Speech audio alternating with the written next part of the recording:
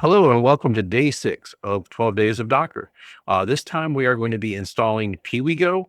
It is a photo management type application. It's one that I've used for quite some time. It is quite old. It's over 20 years old, but it still seems to be kicking. And it's one that I really enjoy because of the easy setup, how you can set up different types of displays and stuff like that of your information. You can also have it display the EXIF information, so you can figure out what time you took the file and all our stuff if you want to have that information, more or less metadata for that. So the first thing we're going to do is log into our box that we've been using currently. If you're in your home directory, just change directories into the container folder. We're going to do a make directory Piwigo, and then we're going to change directories in there. This one's going to be a little bit different. We're actually going to do an environment variable throughout the compose file, but it'll also pull from a .env file. So the first thing we're going to do is a nano.env. So there's only 3 things that you need to fill in here, and it's your DB user password. Change this, obviously, your port and then your time zone. And we'll do a control X, yes, and enter. Next will be a nano compose.yaml. I'll just go over the setup here real quick. Networks, we're going to have a Piwigo network. Services is going to be Piwigo main. It's going to pull down the latest. TZ, that time zone that we put in the environment, that's where that's going to go. So that'll be New York. Networks, relying on that. Port, this is going to be the 8280 that we put in the environment variable. There's the Piwigo database that it depends on.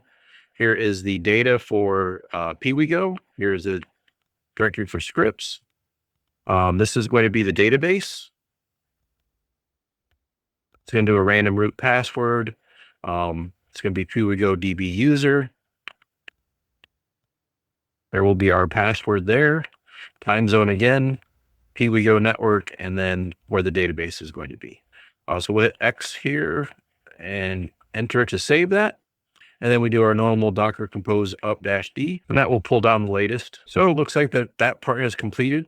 We're just going to do a Docker compose logs and see where we're at. And now we can try going to that server. User is going to be Piwigo DB user. Password is a password that we created in the environment variable. And then the database name, which is Piwigo DB. And then this is just in case you have multiple applications that access like a single database. We set up a specific database for this installation. So this is the only one that's going to be using it. Standard username, password, and email. And then if you want, you can subscribe to the Piwigo stuff.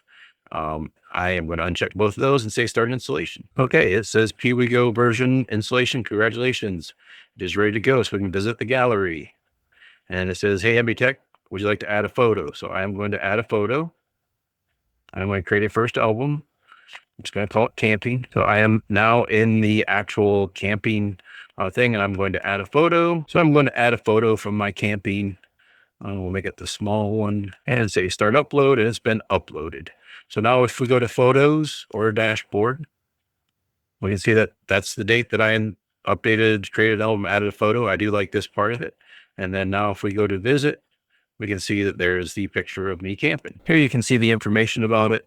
You can also change the settings as well. There's our photo uploaded and available to be seen by whoever you want within your house, because this is in your local, but you could put this out in the public as well. But you definitely want to put some safety features around that, like ports and stuff like that. But anyways, this is setting up Piwigo on the 6th day of the 12 days of Docker. I hope you enjoyed that. If you would, please like and subscribe, and have a great rest of the night.